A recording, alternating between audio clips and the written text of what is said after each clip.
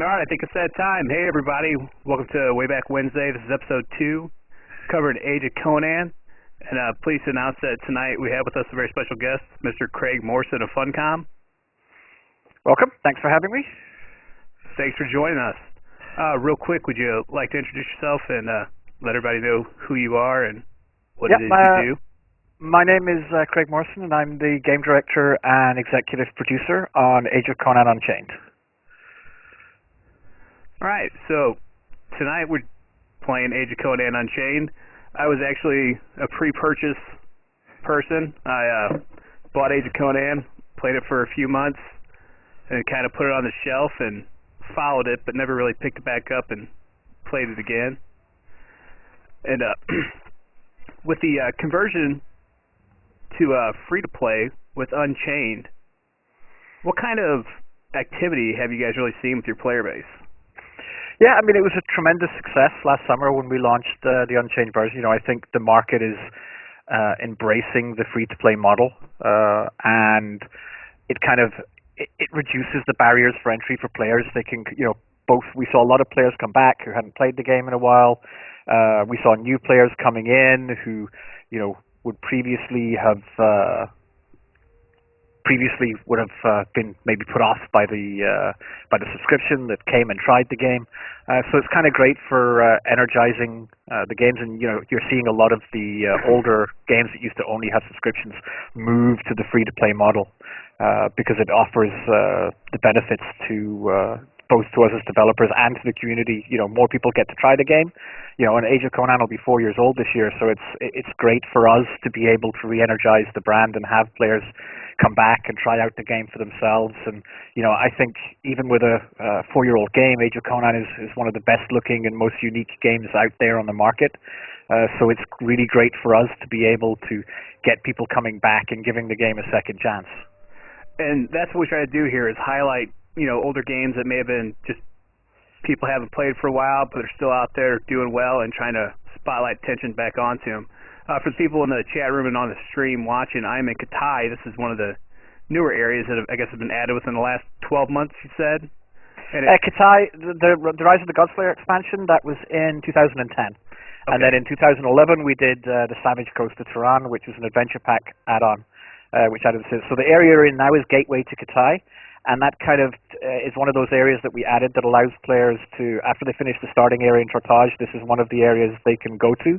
And it kind of gives players an introduction to the region of Katai, which is kind of Robert E. Howard, the original Conan author. It's his version of the Far East of China and Korea.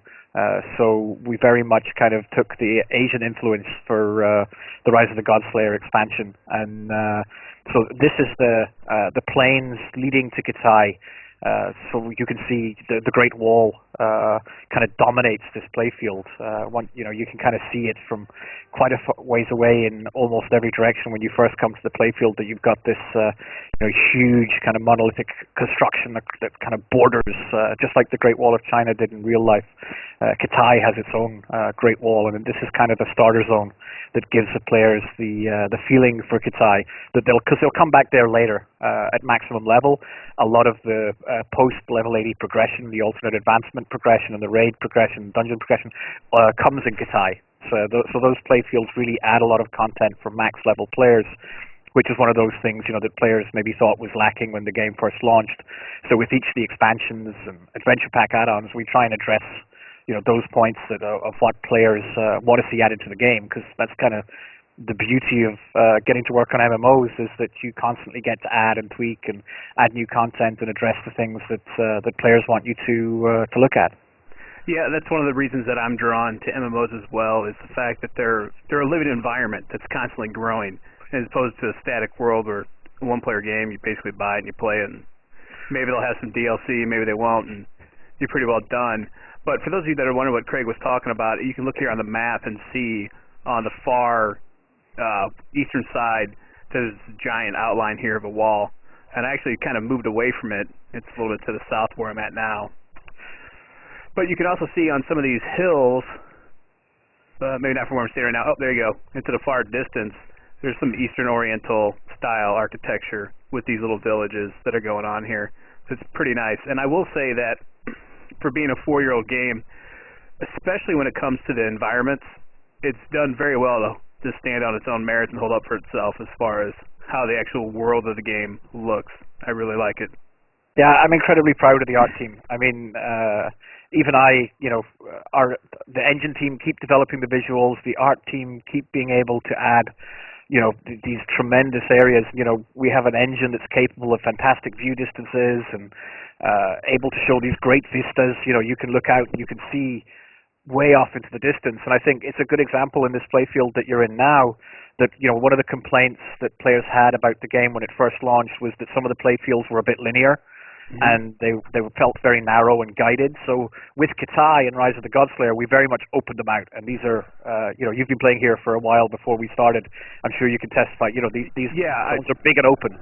I was going to bring up the fact that I've probably spent the last 3 hours playing the game lost for the most part, running around like I just wandered off the trail. Where am I going? So if you see me pulling up the mini map quite a bit, it's because I really just, I kind of like it, because if you were in a world that was the way this is, you wouldn't just have beaten paths everywhere. So it kind of adds to the immersion factor that you don't have a road going everywhere you want to go. And while there may seem like there's a small game trail or something, it's just that. It's a game trail. If you get off it, you're going to get turned around and you're going to have to find your way back. Yeah, and we very much tried to go for that kind of feeling of exploration with the areas in Kitai. Because that was something, that some of the players felt was lacking in the original zones. So, like I said, the beauty with the MMO is you get to go back and, add that variety and create some areas that are more open for exploration and for players to, to explore and poke around in and try and figure out these larger game areas. Okay, for those of you that are actually kind of wondering what the heck is he doing, I do have a purpose with this meandering that I'm doing. If you look here, there's a little green unlocked. It's called the Breach. This is one of the newer instance types that were added into the game. When it went Unchained, and these are scalable dungeons that they scale to your character level, so you constantly have a challenge. Is there anything you want to add to that? Yep, they're really they're kind of cool additions that we made last year. And what they are is, like you said, they scale through your level, and they're much more story centric. So that you can get the cool experience of the story told, and some of them are solo instances and some of them are team instances, so that you have to you have to have a team for some of them, and they allow the player to they're daily, so they reset every day, so the player can come back and try again, and they kind of add that kind of story-centric feel to those areas, because that's the one of the appeals of that kind of the early experience in Age of Conan in Tortage, and have it kind of be dynamic and interesting for the player. And they were really well received. There's a few of them. There's the Forgotten City, and the Breach, and Dead Man's Hand, which we were playing earlier on. For those who were watching the stream earlier on as well.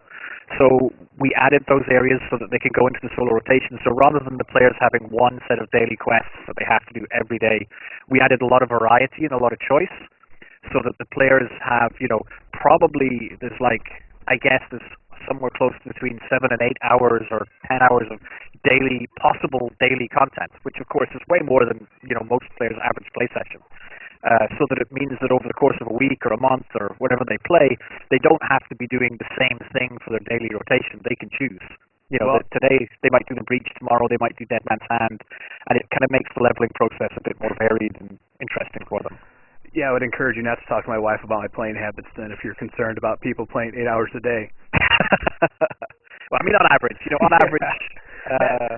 That being said, talking about varied, for those of you that may have never played Age of Conan, one of the things you'll notice at the bottom middle of my screen is the fact that I don't just have a B, C, D, or 1, 2, 3, 4 bound to hotkeys. What you will see is that I've got a lower left attack, an upper left attack, a middle attack, top right, and lower right. And if you can see that guy that I was just bludgeoning with my hammer, he actually has little gray half circles or quarter circles, I guess, around him, showing which ways that he's guarding.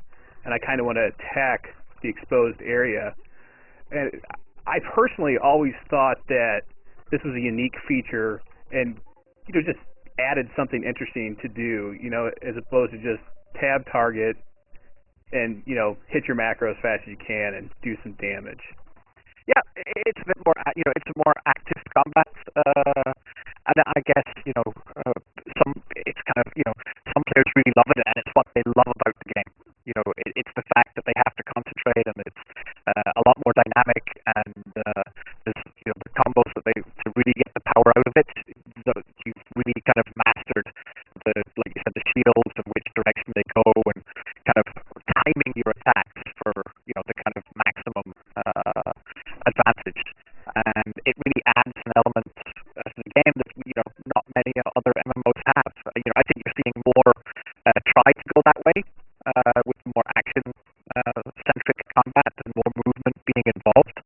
But I think, Conan was one of the first games that really took that step and tried to be a bit more action-orientated. Yeah, well, I definitely like it. It keeps you into it. I'm interested, and I like it. I've seen people say that it gets cumbersome after a while, but I definitely think that it adds something to it. And to talk about the combos, if you'll notice here, I'll hit one of these active combos down at the bottom, and it'll tell me different directions that I have to attack in order to do that combo, which is, it's superior to just hitting button 1, button 2. I got carpal tunnel playing a game later on, Actually, one of the games I played at the beginning of last year, I really think I was getting carpal tunnel just from smashing the same button repeatedly from long macro chains you'd build. Yeah, no, you've really got to, Conan is a game which kind of rewards mastery of its system, and timing those attacks and learning when it's best to use them, and using the combos on the right opponent at the right time, when the shields are kind of exposed the maximum damage for that attack. All right, we're going to take a 30-second break right there. I got to hit the chat room with a commercial so Justin's happy. And by Justin, I mean the .tv people. I'm still trying to get my way to this dungeon, guys. I'm going to get there, and I just realized I walked past it because I followed the trail and got lost killing ghosts with my active combat. So it's fun. I also like the fact that I've been walking around this trail finding loot that other people have apparently been killing things and not bothering to pick it up. And I definitely stop and pick up shinies. All right, so we mentioned earlier that Age of Conan is getting ready to enter into its 4th year. So do you have any kind of special things going on to celebrate this milestone? Yeah, there'll be some exclusive items available in the game that the players will be able to get to kind of designate that they've been around for the 4th birthday. The artists and the team are working on those at the moment.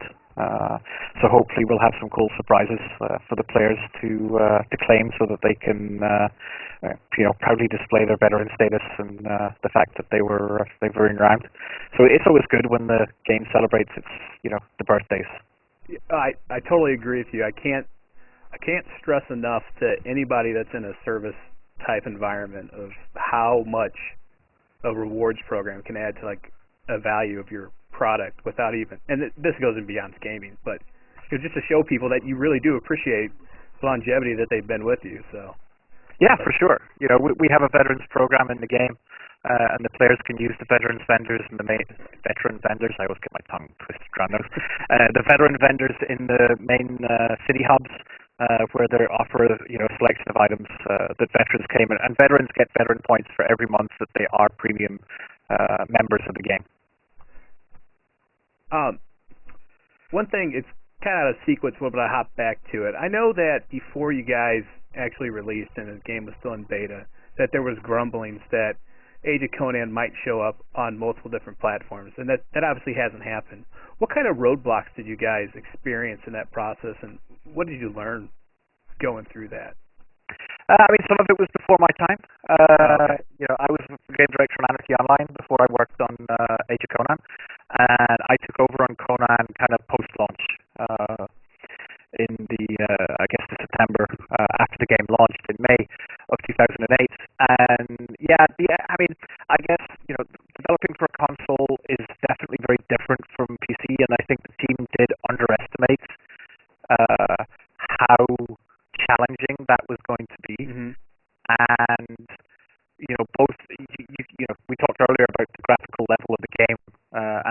long it is.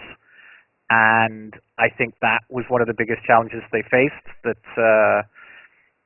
getting the game optimized and running on the 360 proved to be too much of a challenge for the engine, the way that it was, the way that it is. There would simply be too many compromises that would have been required to allow the game to work on the console. So we didn't even really get down to the kind of nitty-gritty details that can sometimes plague you, like patching and how do you patch on a console and all that kind of stuff that MMOs haven't really solved yet. And there aren't, we still haven't seen that many MMOs that have released on the consoles.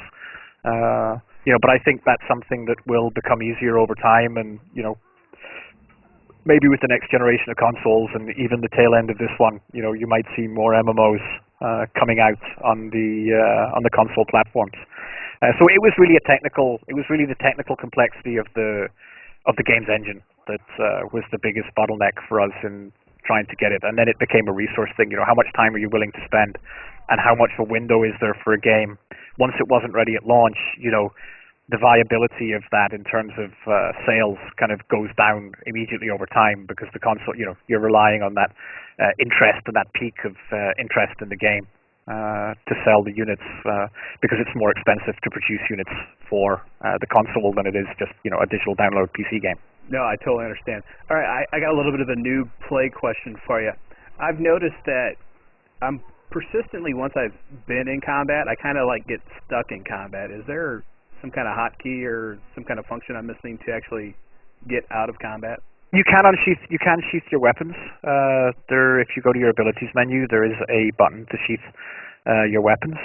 Otherwise, you might still have aggro from someone nearby. But yeah, you can put your weapons away. Or there's also options in the game's options to automatically sheath your weapon when combat goes in and out. I can't honestly remember the defaults there. I found the button. It was there, and that's all I needed to do. It's like a swap or sheath weapons. And apparently I keep running by this dungeon. I'm right in the vicinity of it. It's just a path.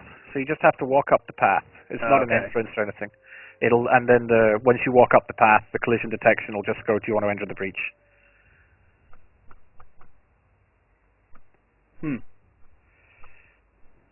If you're in the right spot.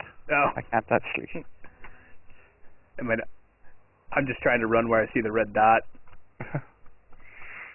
That should be the right spot.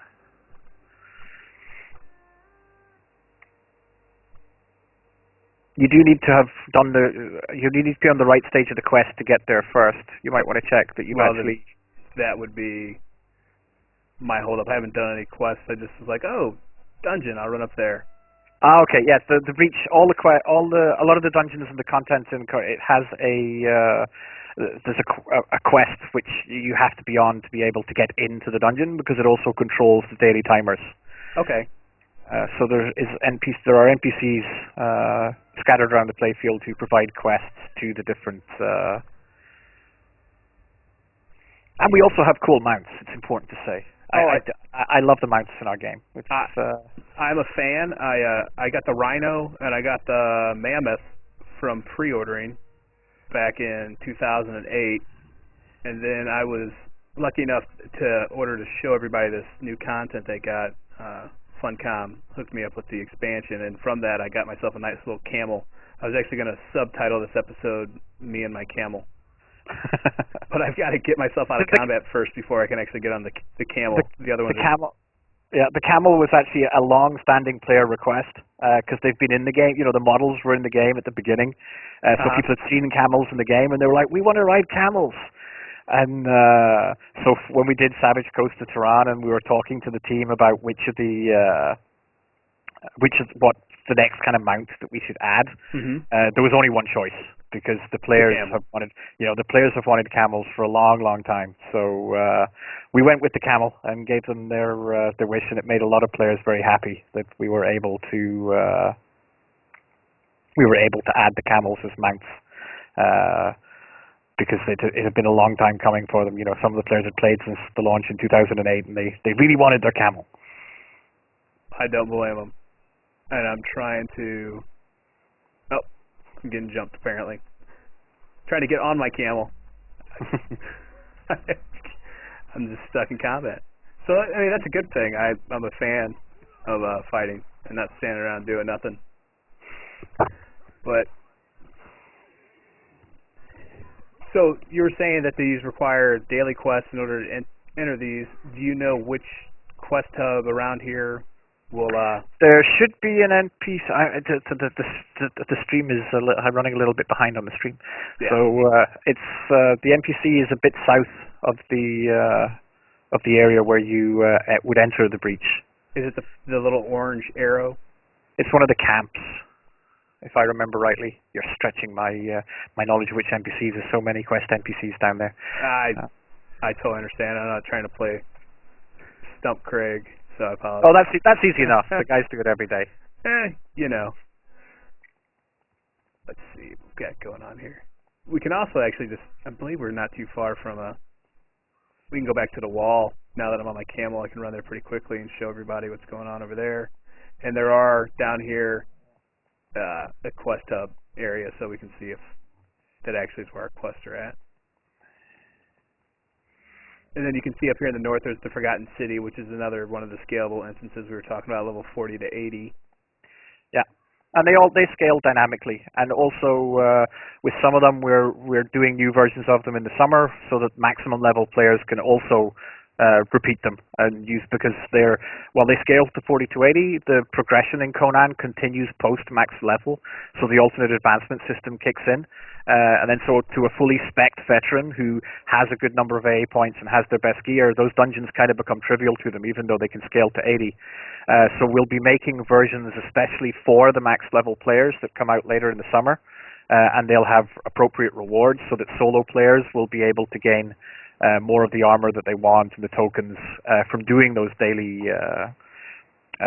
quests and going to those areas and get a better reward from a better a better challenge.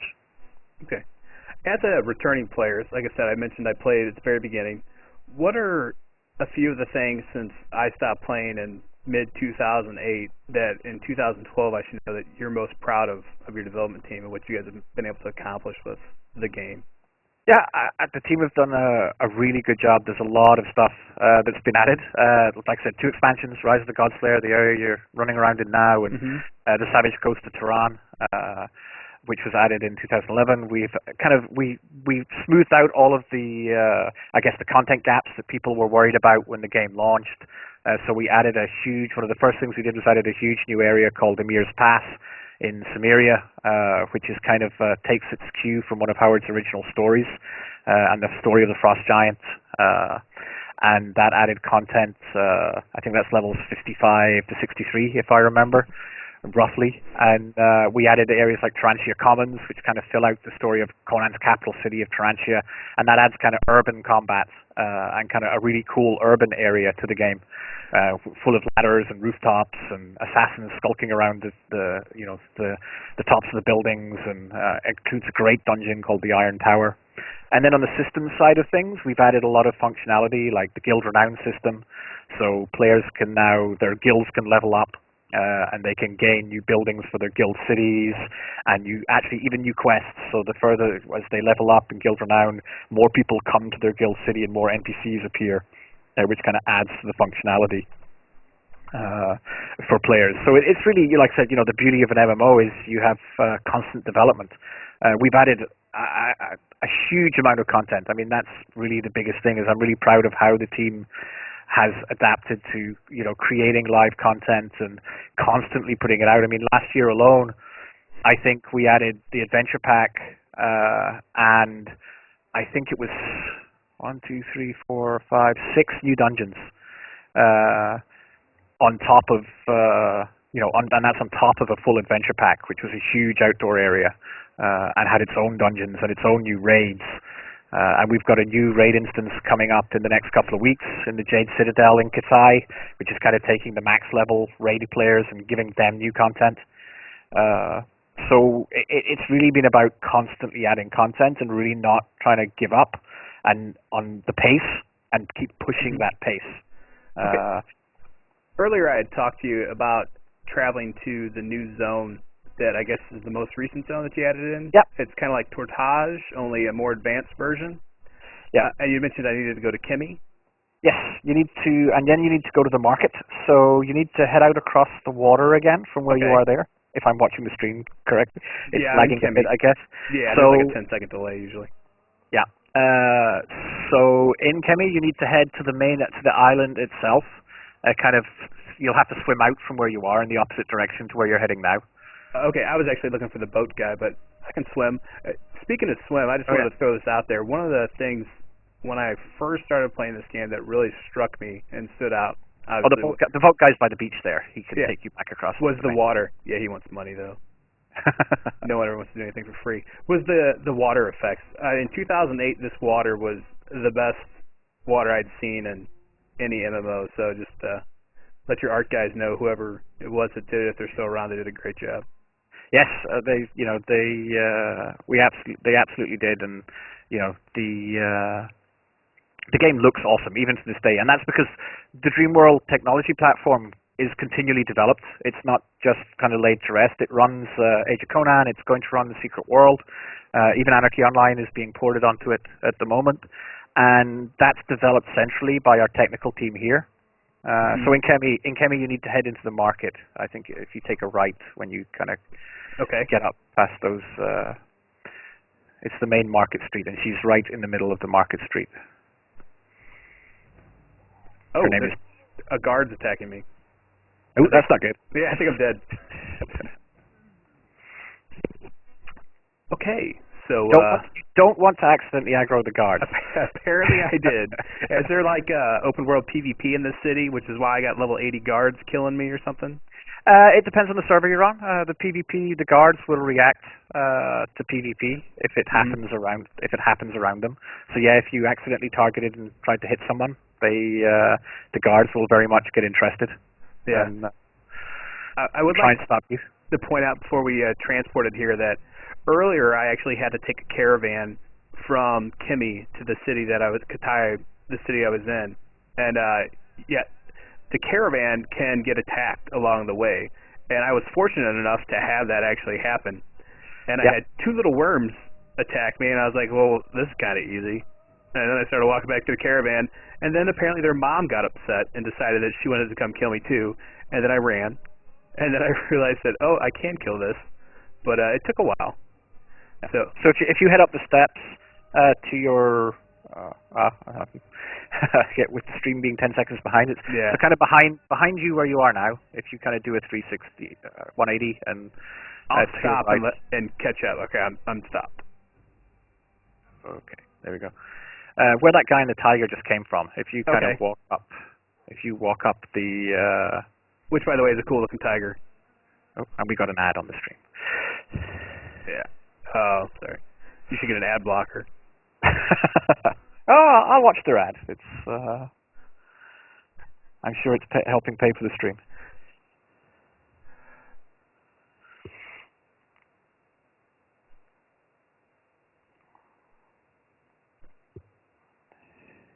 You don't happen to know her name, do you? Because it looks like everybody... It's Tali. Tali? Yeah, you look like you're heading in the right direction. Yeah, if you head into the souk, into the market, just kind of go straight. Keep going straight down that path.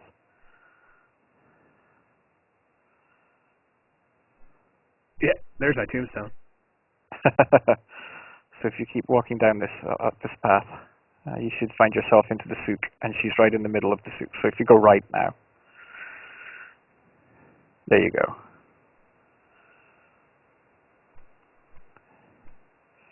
And again, this area just shows the cool lighting effects and the kind of. It is very nice, the shadows.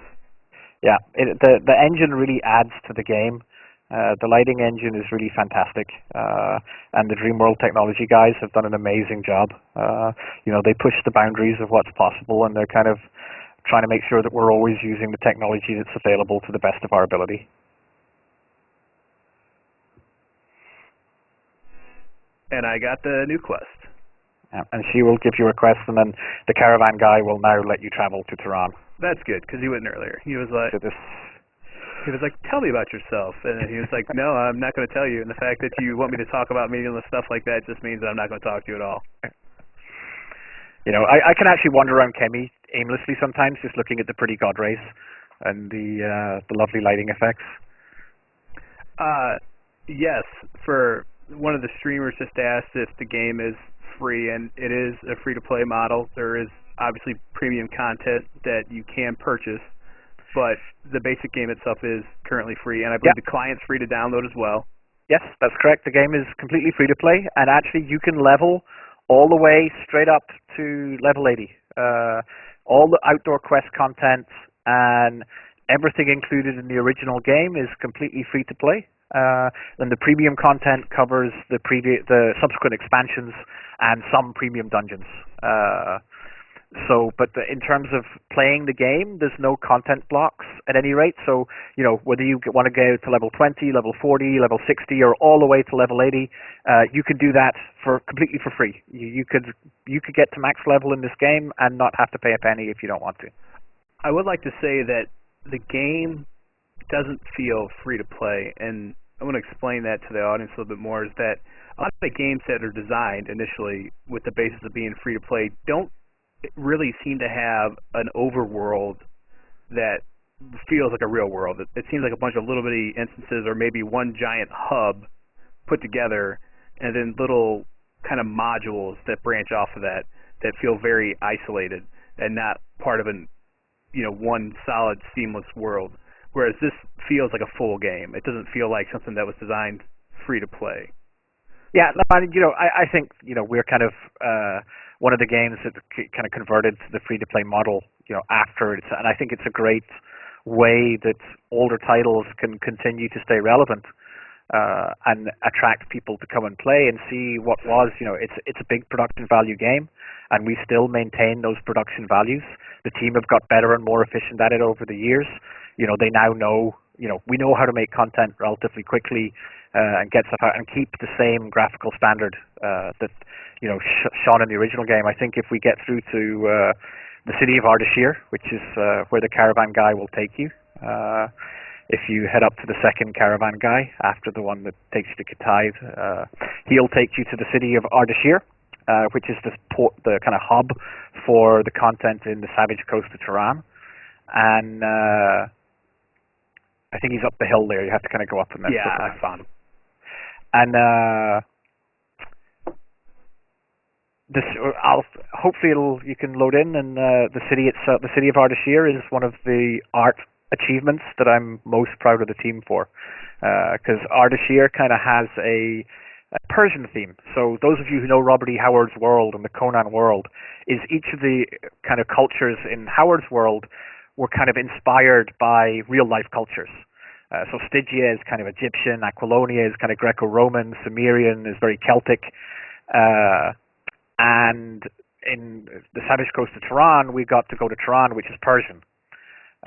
So you have this, if you kind of pull the camera around and kind of look around you and then look up from this kind of dock, you'll see one of the most impressive city vistas I think you'll find in an MMO, where you see this giant statue that's kind of looming over the city, and that's all tied to raid instances that players get to see later. So when you look up and you kind of look towards the horizon on the right hand side, you kind of see this huge statue that's just kind of like literally pulling himself out of the cliff face. And actually that's one of the raid instances later in the game, so that players can go and raid inside the temple that's kind of hidden behind that statue. And you can actually run up and run in there and go and look around and poke around the entrance to the temple, and it's really got these kind of really majestic views. We really wanted to give the city of Ardashir this very fantastically Persian influence, and we've got a great soundtrack which actually won awards. Our composer, Knut Haugen, won the Hollywood Music and Movie Awards for one of the tracks for the Savage Coast of Tehran, one of the atmosphere pieces that plays while you're in this playfield. So it's really got this kind of fantastic Persian feel, and it's an area that I'm really proud of the art team and the guys put together. And the NPC that you're talking to at the moment is a guy called Artis. And anyone who saw the Conan movie that released last fall will actually recognize him in that he was one of the characters in the movie, and our game is set 25 years on, and so the players kind of get to meet up with some of the characters from the movie and see where they're at, in the future. That's definitely something that helps you stand up from the pack. There's not too many MMORPGs out there these days that have direct movie tie-ins. No, and that's the beauty of working with a big license. We have the movie and the Dark Horse comics and books that come out, and the Paradox license team are great. We cooperate with them kind of almost on a weekly basis, so they see what we're doing, and we talk about the different things that are coming up with the Conan license team, and they're great to work with. It's a fantastic brand to get to work with, because it's kind of with its kind of lower fantasy setting, and it's not a generic fantasy setting. It has a lot of potential for telling different stories than you normally might get to see in an MMO. Okay, I noticed here that there's a couple red dots, which I believe represent dynamic instances on this island. Is there a place, real quick, that I can grab a quest and jump into one of these instances and start to show these people what some of the action's about? The quests actually, there's some preamble, there's some quests you have to do first. Okay. So you actually have to do some quests for artists, which send you around the city to kind of get you acclimatized to Ardashir first. Okay. But if you head to your left and head outside the main gates of the city, you'll actually see some combat, because there's some forces are actually assaulting the city when you first arrive. And one of the first tasks that you get is to kind of figure out what's going on because this playfield's actually rather huge. The city of Ardashir is only kind of the tip of it.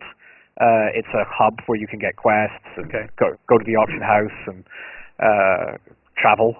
But the playfield itself is actually huge, with canyon areas and a great plain area. If you zoom out the map, you can kind of see the scale of the coast of Ardashir, the whole playfield. And there's a whole bunch of content. So head out the south gate. Yeah, and you get to see the kind of scale and scope of the playfield, because it's again, using that the fantastic technology that the game allows. It's really got some we kind of push it as much as we can to show these great vistas and create lots of open space now where the players can experience content and go on quests. And the city that you're in now is kind of a quest hub, and then the player can pick up quests and head out and both solve the mystery of what's happening in Ardashir, and also a lot of quests with the different factions that are kind of scattered around outside. Okay, apparently this guy's telling me about conflict. Yeah, and then you can actually see that I have to deliver a message for him. Continue to head south. You say that I'll see some conflict? Yeah, there was the guards might have taken care of it, but when the player first comes through the doors, there's dynamic events that respond that sends the rebels are attacking the city gates. There's a legless man here, piked. That's one thing about AOC. Do you guys still carry the mature rating since you went Unchained, or did you guys back down to like a teen or anything after that? Actually, we went the opposite. The game, because we're online, the game is actually, because we no longer have physical distribution and we're digital only, the game is actually unrated. So the game is actually officially unrated. Yeah, I try to keep it PG around here, but I did kind of point out to any of the viewers that I was standing in front of my horse, and I was highlighting the fact that their name was Whores. So, and yeah,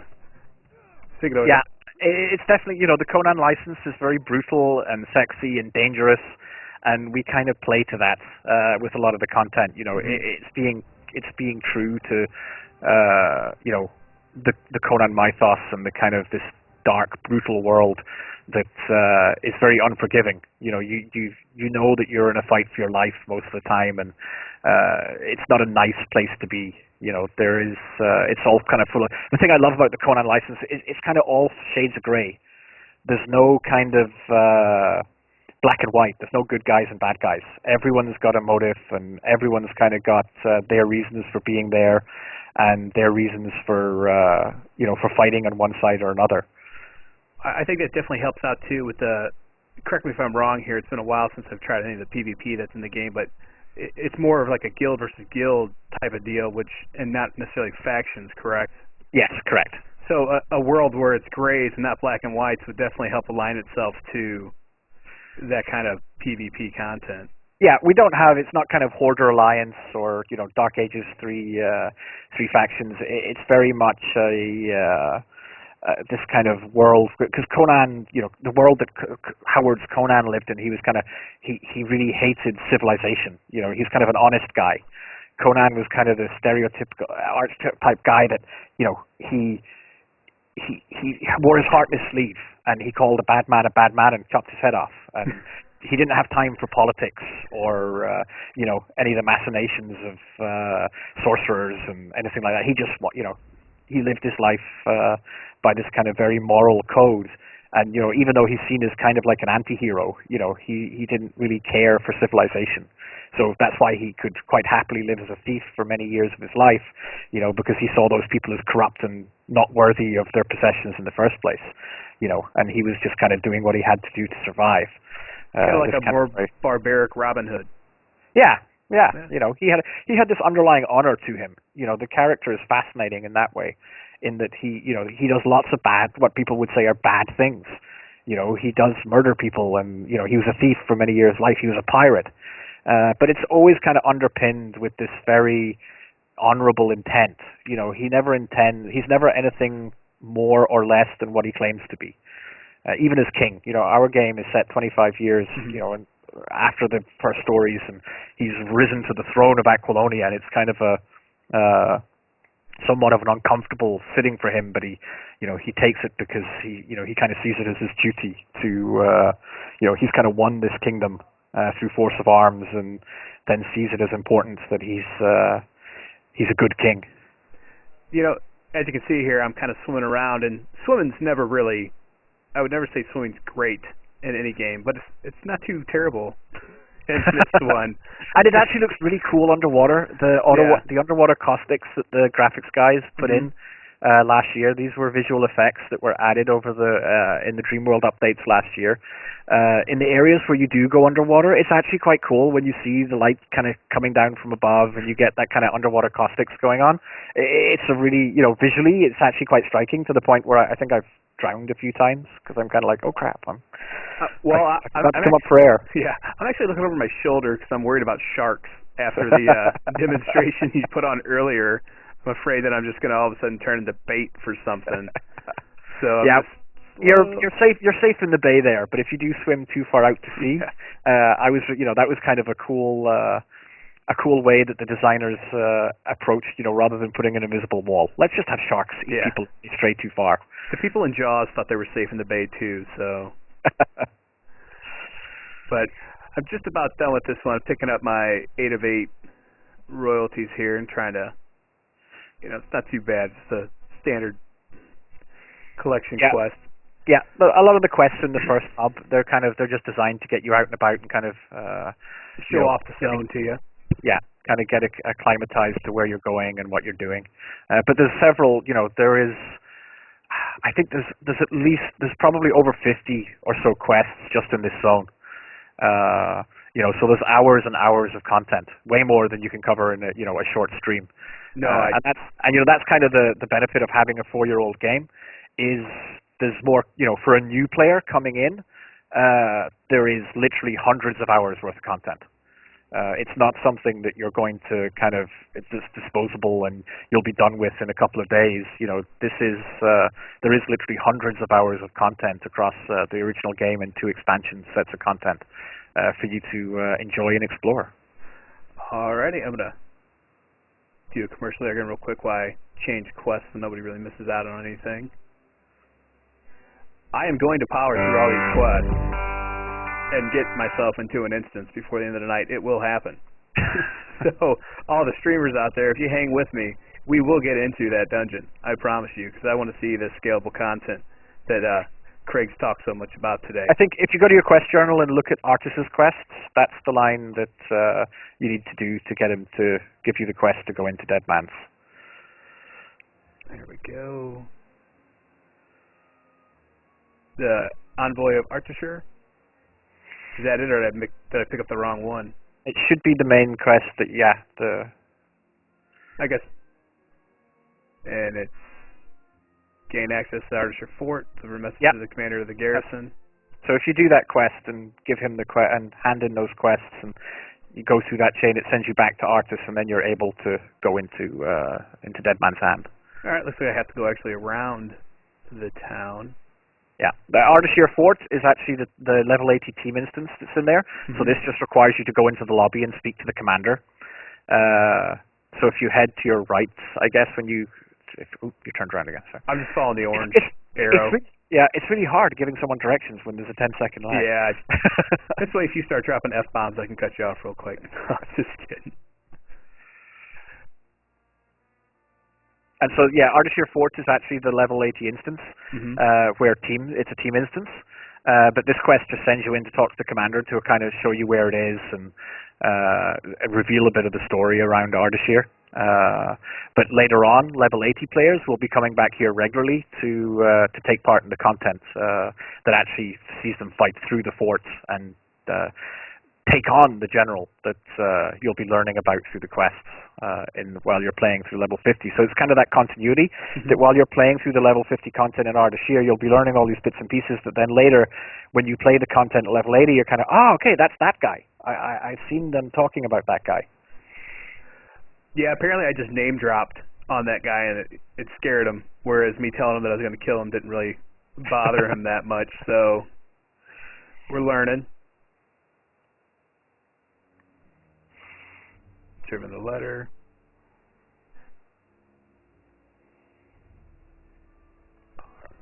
Alrighty. And then the guy. Is this the general you were talking about right here? General Armand or the? Yep. So if you do his quest, you should it should allow you to go back and speak to Artus and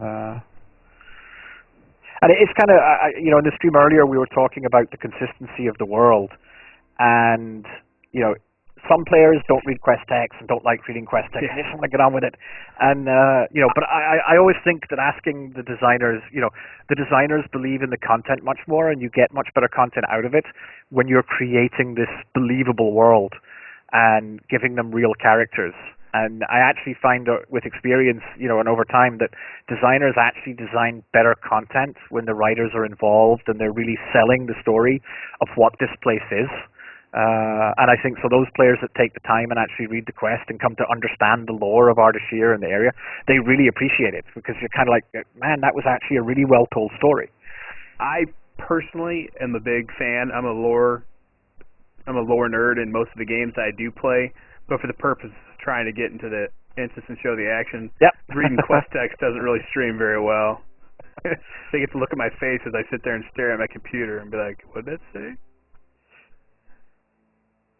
And I hear to question Kozak, and then finish the task. This guy's got a quest. Look, we haven't slept in days. All right, goodbye. No, you didn't get the quest room.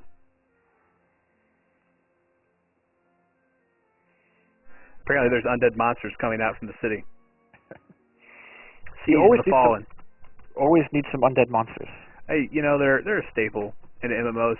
Actually, one of the things I mentioned earlier is that I am a lore nerd, but I'm also a crafting nut.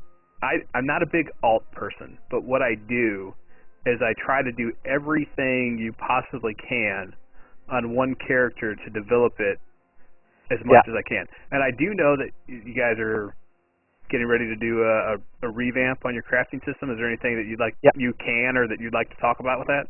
Yeah, there's actually a lot of details. We in our last we do monthly development updates, so we release letters to the community that kind of explain what's going on and what we're doing, and we revealed a lot of the details in last month's letter, so players can go online and look that up. But basically, we're kind of going back in time. I'm a bit of an old school gamer, and we have quite a few designers that think likewise. So we're kind of looking back to a more deeper system where the players can experiment with creating items, and so kind of more reminiscent of, say, Star Wars Galaxies and the kind of more involved crafting systems that you might have seen in the previous generation of MMOs. And kind of overhaul it from the top to bottom, so that we have some really nifty systems where the players will be able to customize items and kind of create. There won't be currently in the game, everything's a recipe, and you know what you're getting when you make it. Whereas with the new system, players will literally be able to experiment with different ingredients and kind of add different stats to different items and try and figure out what the best combinations of the items are to make the best item for their class, or for selling, or whatever purpose it is that they have at that time. So it really kind of, like I said, it harks back to kind of Galaxies and maybe a little bit of the old Diablo systems, and that kind of, hopefully with a little bit more depth than you see in some of the kind of current generation of trade skill systems. We really wanted to add a bit more depth there.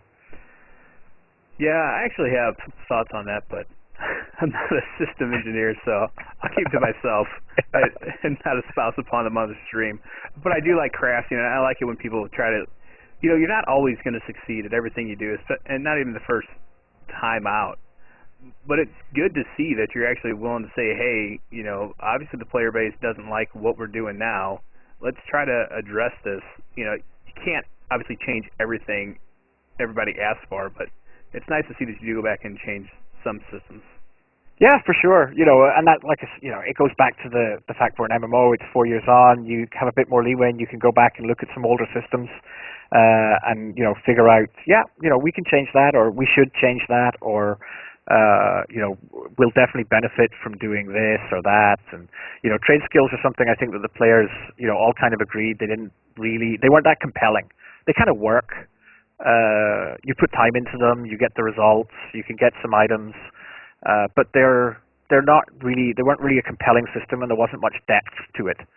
So what we really want to add is that depth. Well, I think I'm getting closer. It looks like I'm about done with that chain. It did give me a side quest to kill some undead. Do I need to do that before I go? No, you don't. Okay. You just need to go. I think it's you can head back towards Arctis now. Alrighty.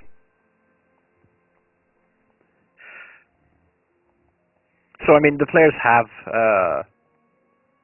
the players' feedback was kind of solid all the way through. That the trade skill it's just kind of uninspiring. It didn't really. No one loved it. In some games you have a system that even if it's kind of, even if it divides opinion, it has its supporters. And the guys are like, no, I love that system for what it is. It really, we didn't have anyone kind of doing that with the crafting system we had. And that was kind of where we're kind of like, okay, we don't really have anyone championing it. People are like, yeah, it's okay, it's functional. It's kind of, it kills time and we make stuff. But what you really want is the players caring. You want them to want to have that system where they can really sink time into it and find some cool stuff and make some items that progress their characters in an interesting way. Well, I think. Oh, I just opened up the item shop. Which is there anything in the item shop you'd like to touch on real quick? Since I accidentally apparently hit the hotkey and opened it up. I mean, the item store we've tried. I think there's a selection, and you should have the quest. I think that lets you into the island now. By the way, the item store. We kind of focus on vanity items and convenience items. So XP potions and teleports, things that can speed up and kind of make the experience a little bit faster for you if you want to. But the bulk of the sales and where is the vanity items, where the players can create new armor, and we added the vanity system into the game with free to play. So now players can wear any armor they like in their vanity panel, and that kind of overwrites what's in their power armor. So if they want to, look like a bare-chested barbarian and look like Conan while wearing full plate armor in reality, they can do that. That's they're able to do that, and it's a great system. I love that kind of thing. It's good because it's what people want, and it's always nice it's to provide that. Yeah, it's the maps on the boat that you click on. There we go. So if you go back onto the boat, there we the go. maps will allow you. Tell me, not yet. Oh. Dead Man's Hand? Yeah. Yeah, not yet. Okay. You must have one of the other quests still to do. Yeah, that's how you get to it. When you've done the prerequisite quests. And the other one's level 80, so you won't be able to do that. Yeah, probably not. That requires a maximum level character. And that's the other instance that comes off that boat is the Island of Iron Statues, and it's actually really cool because it's a fairly literal retelling of one of Howard's original stories.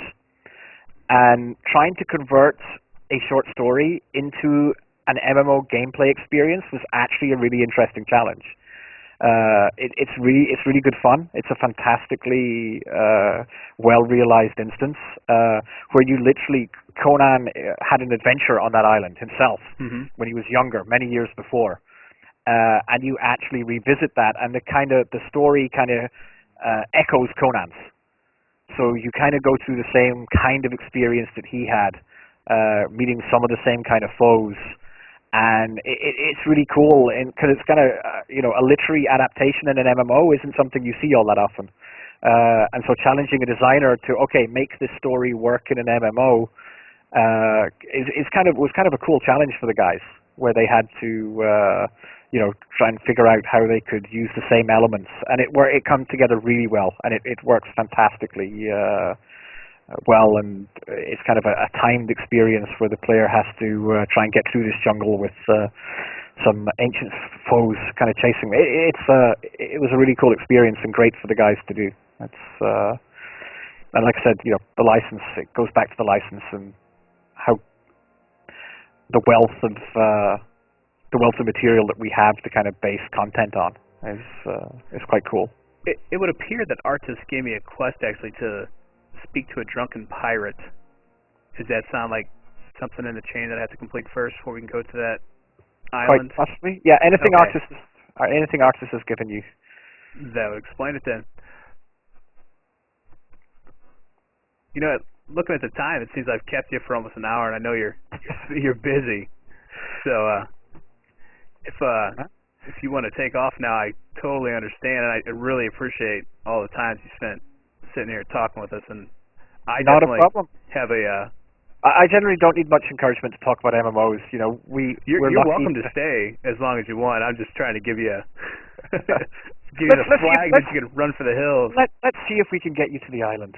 That'd be great. So to try and run away from these packs. So I tried to take one on solo earlier, and they kept getting ads, and it wasn't working out so well for me. Yeah.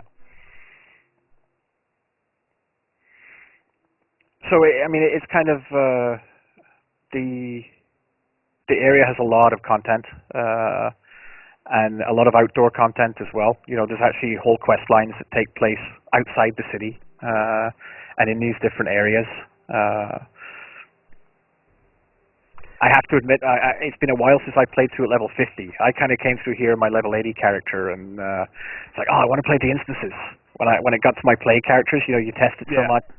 You go through the testing before you're launching, and then you're kind of like, okay, when it's on live, it's like I want to play with my live character, and my live character's level 80. So I totally understand. Like I said, I make a character as strong as I possibly can and do everything with that guy, and if it's lower level content than me, I usually don't see it again. These ladies, they don't fight like girls. No, the women in Conan rarely do. We're all for strong. Some of the fiercest enemies you'll fight will be female in the game. Conan didn't discriminate. You were just as likely to be, to find a fierce female warrior as you were a male one. I also like to say that I like the rest button because I don't like having to use consumables to heal myself up when I'm out of combat, and it just takes so long. I'd rather just hit rest and not waste my time.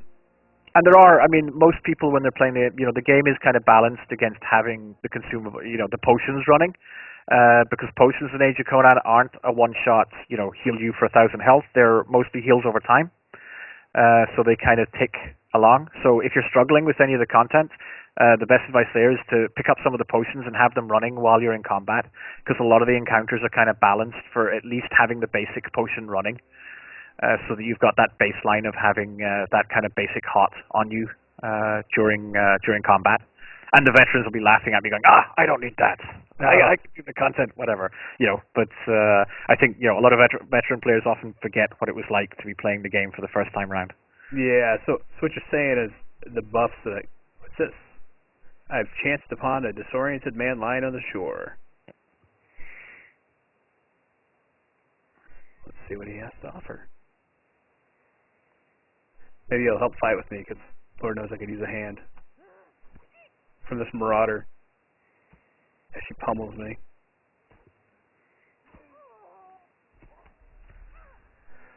So how long ago did you guys add in the alternate advancement system? The alternate advancement system came in with Rise of the Godslayer, with the Kitai expansion. So that allows for post-AD progression. So players earn alternate advancement points as they play through the content after level 80, and then they can spend those points in their alternate advancement trees. And the alternate advancement kind of works a little bit like a clone between a traditional AA system like you might have seen in the original EverQuest or EG2, but also kind of Guild Wars style, where you can't have all of them equipped at the same time. Level 80 players open up their alternate advancement bar, and in that bar they can place one or two abilities from each tree in the alternate advancement. So they can't, even if they have all the alternate advancement, they have to choose situationally which of the alternate advancement abilities they want to be using at any given time. And I just brought up right now what would be my alternate advancement: mastery, expertise, or prowess. And it says I gotta be level 80, so I can't do anything with it. Yeah. But that's what it looks like. Yeah, and there's basically, and with the alternate advancement system, you can either spend the points directly that you earned through gaining XP, or there's actually an overtime component as well. So you can just activate one to be learning, kind of like in EVE Online, and that runs in real time. It's funny you should mention EVE Online. I just introduced myself to that one last week, and that EVE gives a whole new meaning to the word daily quest. With that skill training system. I enjoyed it very much. I just thought it was a new twist. I wish this guy would help. He's just kind of standing there. He's like, "You can do it, man. You can do it." Bit of a cheerleader. Hey, someone needs to get this guy some pom-poms. Do they sell those in your vanity shop? I can buy from them real quick. I haven't got the cheerleader uniform there. I'm not sure that would quite fit with the lore. Oh, that's a different game that just came out this year that you get a cheerleader outfit in. I guess it was last year.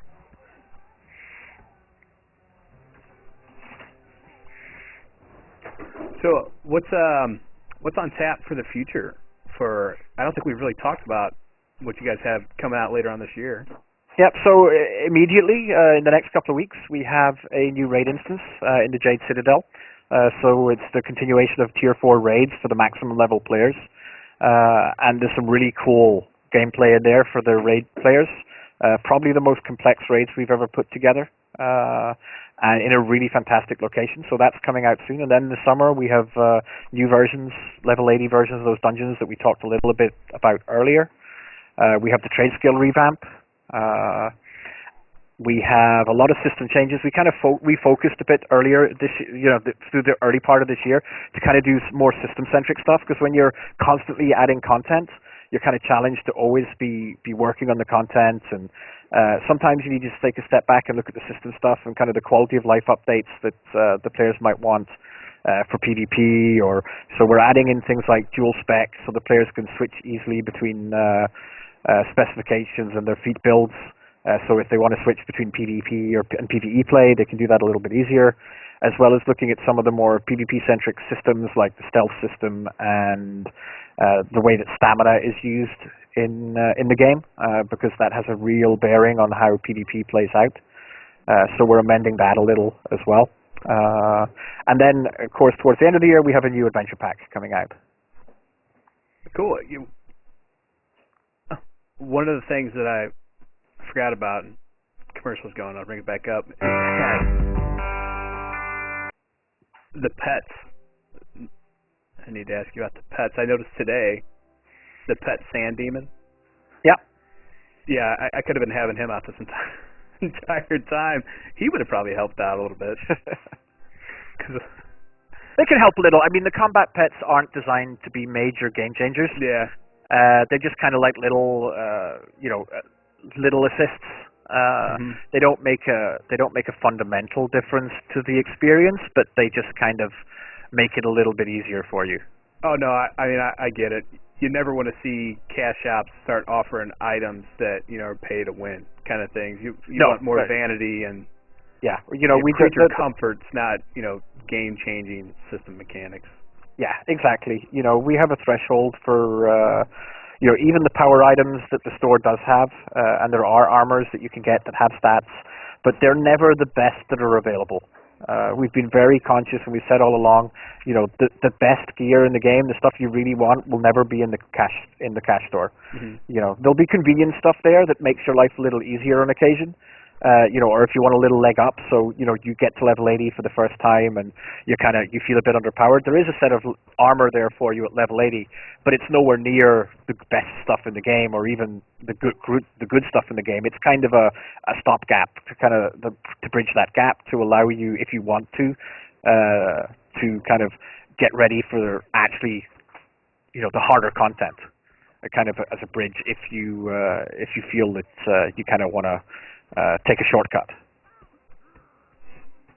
Yeah, no, potions, different things like that, I totally see those. And apparently, well, I helped that guy. His quest is complete, and now he's gone. He's like, thanks, have fun. I'm going to leave while you're fighting that person. My job here is done, people.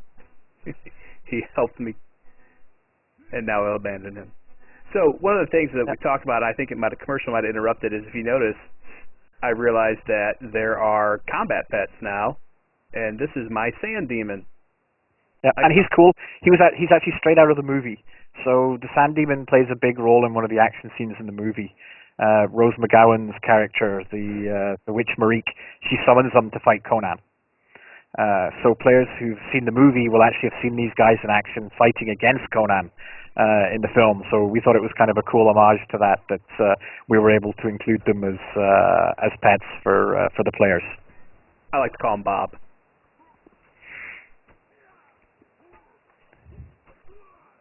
And he's got some neat little, I don't know what exactly those are called. Nifty little weapon with them.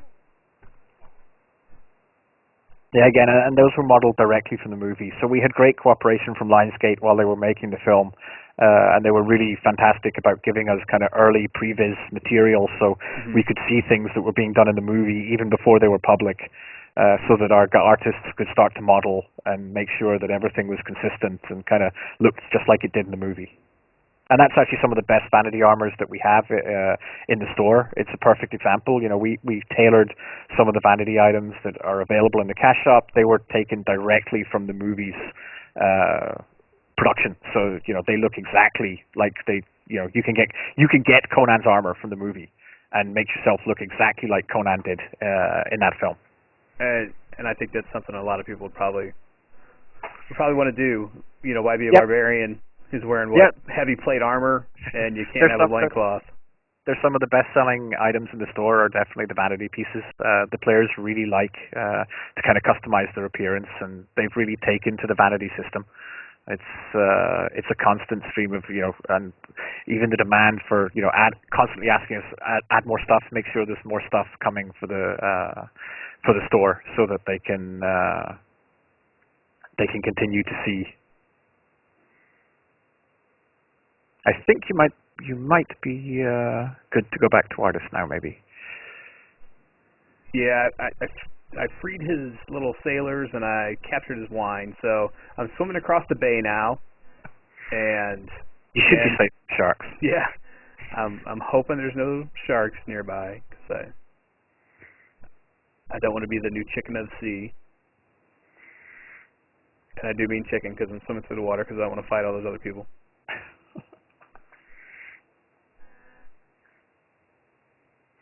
And we're heading towards the stairs. Yeah, so we've got a good, I'm really looking forward to the rest of the year. It's kind of, it never gets old. There's a great team here in Montreal as well that are working on the game, and that constantly changes and evolves as well. I talked a lot to our community last year about how great it was to have new people on the team, and because we hired a bunch of new young designers when we moved to Montreal. Because we kind of moved half the team from Oslo, and then we had half the team to fill, so we kind of hired locally and brought new enthusiastic young guys and girls onto the team, and they've done a fantastic job. So it's great. It's one of the best teams that I've worked with, and they do a fantastic job on the game, and it's great to have that kind of level of dedication to a 4-year-old game. Yeah, I was kind of curious about that when I first noticed that you're actually in Montreal, because I thought that Funcom was up in Norway. Yes, that's correct. We're a Norwegian company, and we're based in Oslo, but in 2010, I guess, we decided to open a studio in Montreal. And we are, I think, 215 people here in Montreal now, across all the projects that we have. And it's a great environment. Montreal is kind of a gaming hub. There's 8 major studios here and dozens of smaller ones. I know Ubisoft is up there, too, I'm pretty sure. Yeah. Ubisoft, Eidos, Square, Warner Brothers. I'm sure I'm forgetting someone. EA have offices here. So yeah, it's a very vibrant development community. Yeah, didn't Eidos help work on Age of Conan originally, or were they part of the publishing team? They were the publishers, yeah. So that worked. It was entirely made at Funcom, but they were our publishers. I know this because I actually have a boxed copy, which you notice he did say that they're digital distribution only now.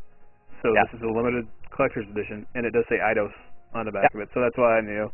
And then Paradox is the license holder, and Funcom the developer, and NVIDIA is on the back of there too. And they know it's supposed to be played.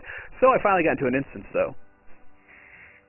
And this is actually Dead Man's Hand, where we had the stream from earlier. So you should have a good primer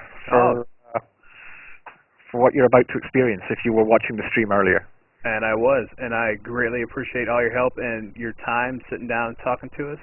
No problems at all. It's a pleasure. And I will leave you to play through Dead Man's Hand a little.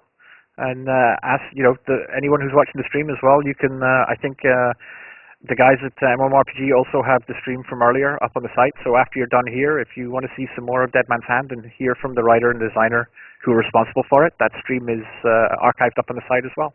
They do, and if you'd ever like to come back and do something like this for Anarchy Online, I'd be more than happy to have you. Yep, we can definitely have the guys.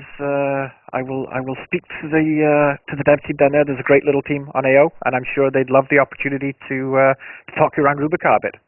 Well, I appreciate it. Thanks, Craig, and I hope you have a great evening, and thanks for being part of the show tonight. Sure, no problem. Sure, thanks a lot, Rob. You're welcome. Bye. All right, guys, that was Craig Morrison. We'll go ahead and let him get out of here since he saw this part. And this is actually on the live stream earlier today they did. It was about an hour long. They answered questions. They had some guys from the lore team. And if for anybody that ever played this before, this area is a lot like Tortage, which is the starting city. And one of the things we really didn't talk about too much is that Tortage was one of the best, if not the best, starting experiences that I had in a game. So it's really nice to see that they brought something like that back, and that sentiment is shared by a lot of people.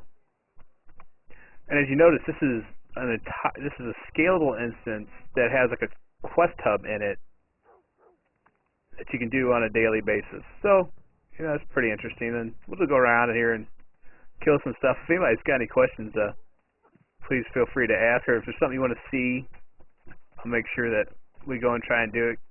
It's got about at least another hour to go ahead and monkey around in here.